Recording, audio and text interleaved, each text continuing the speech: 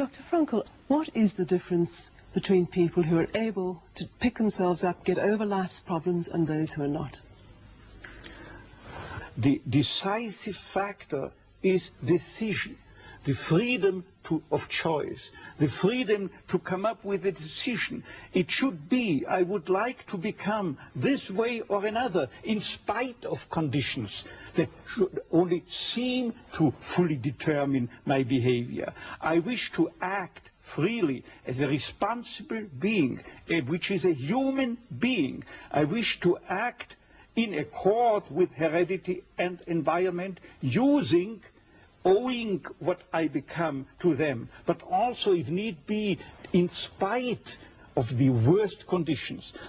This is exactly what you could watch and witness under severe, extreme conditions of stress, or of tragic conditions. Just think of people living for several years under the worst conditions of a prisoner of war camp.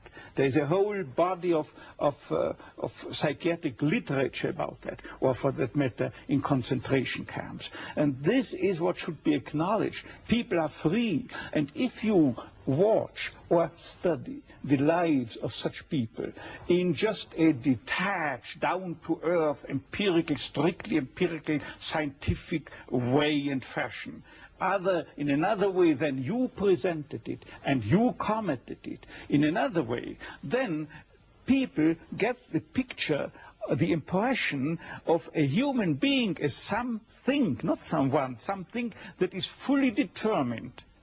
Whereas they don't recognize and acknowledge the freedom and the responsibility for themselves, the responsibility for making something or someone out of himself. So your basic philosophy is that life has meaning under all conditions, but how easy is it when there's a sense of hopelessness, a sense of despair, to recognize this meaning? Let me confront you with a somewhat strange definition of despair. As I'm used to proclaiming is that despair can be explained in terms of a mathematical equation. D, capital D, equals S minus M. What does it mean?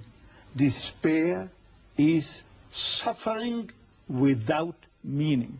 As long as an individual cannot see any meaning in his or her despair, he or she will certainly be prone to, in its suffering, I wanted to say, no meaning in the suffering, he or she will certainly be prone to despair and, under certain conditions, to suicide. But at the moment they can see a meaning in their suffering, they can mold it into an achievement, they can mold their predicament into an accomplishment on the human level. They can turn their tragedies into a personal triumph. But they must know for what. What should I do with it? But if people, like so many segments of present-day society and population, cannot find any meaning whatsoever in their lives, cannot see anything meaningful, they more often than not have something to live by, or say at least enough to live by. They cannot see anything to live for. What is the answer to the question, why me? Why did this happen to me? The answer to such a question is nothing that a psychiatrist or any other type of a scientist can come up. But I would not share the opinion of, say, Jean-Paul Sartre, who said we have to accept and to shoulder courageously, heroically, the absolute meaninglessness of our lives. But what I think is rather that what we have to accept is the incapacity of our humanness, the incapacity to recognize the ultimate meaning in intellectual or merely rational terms. This is the only thing we have to accept. But still, we may believe in an ultimate meaning, but to lead someone, say a patient, to eat the way for him to such a belief, to faith, is of course not the business or job to be carried out by a psychiatrist, but rather by a theologian. Tell me, to what extent do you feel we have choices in the things that befall us? Our freedom is a finite freedom, a limited freedom. That is to say, a human being is never fully free from conditions, be they of biological or psychological or sociological kind. But the ultimate freedom is always and remains always reserved to ourselves. That is the freedom to take a stand to whatever conditions might confront us. How we react to the unchangeable conditions is up to ourselves. In other words, if we cannot change a situation, we have always the last freedom to change our attitude to that situation. Dr. Frankl, give me an example of meaning that can be taken out of a situation of despair.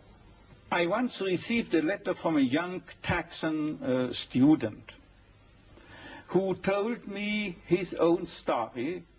At the age of 17 years, he had an accident when indulging to his diving sport. And from that time on, he was paralyzed from the neck down.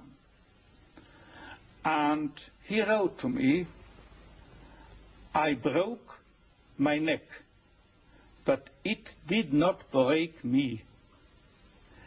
I am at present helpless, and this handicap will remain with myself apparently forever. But I have not given up my studies.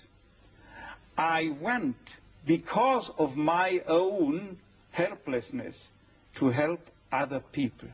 I want to become a psychologist, to help others. And I'm sure," he wrote to me, "that my suffering will add an essential contribution to my ability to understand others and to help other people."